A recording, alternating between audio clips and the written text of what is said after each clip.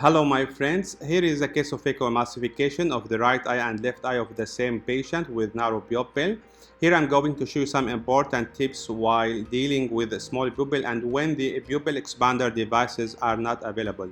You can see I started the capsular rhexis using the cystatome, creating the anterior capsular flap, and you can see the edge of the flap is behind the iris and it is larger than the pupil diameter. I complete the rhexis using the forceps. You can see the edge of the rhexis is running behind the iris, as you can see in the right eye and also in the left eye. Now you can see a complete anterior capsular rhexis larger than the pupil diameter. Now you can empty the anterior chamber slightly from the viscoelastic, and before doing hydrodissection you can push the iris to see the edge of the anterior rhexis to be sure where you are going to put your cannula. And complete hydrodissection is a crucial step in these cases to be sure there is complete separation of the cortex from the capsule. Then doing a viscodissection and rotate the nucleus to be sure that the hydrodissection is complete. You can see here a complete rotation of the nucleus. Then open the side ports and starting emulsifying this cataract. You can do a horizontal chop technique or a vertical chop technique. You can see I started the vertical with 27 gauge needle in the left eye, and I start the horizontal chop in the right eye.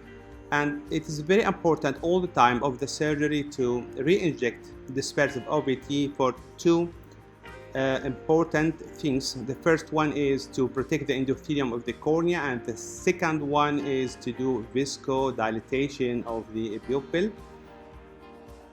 And as you can see in the right eye, I'm trying to get the nuclear pieces out from the capsular bag into the antechamber and emulsify it at the level of the pupil in the AC or at the supranuclear space. You can see injecting dispersive again and also using the chopper trying to get the nuclear pieces out of the anterior capsular bag into the anterior chamber.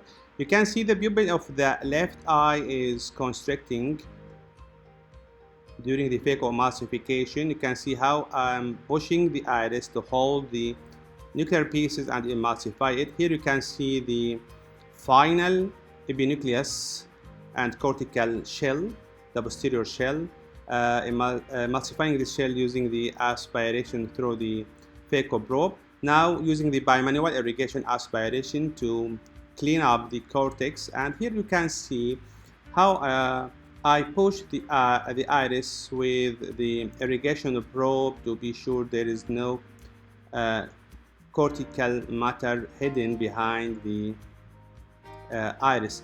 Now injecting cohesive OVD to forming the capsular bag and implanting a single piece hydrophobic IOL, then washing the viscoelastic anterior and behind the IOL, and finally you can see injecting PSS to do a gentle current in the anterior chamber to be sure there is no hidden pieces in the angles for both eyes and stromal hydration. As you can see here, you can see the pupil by the end of the surgery. It's rounded and beautiful, and thank you for watching.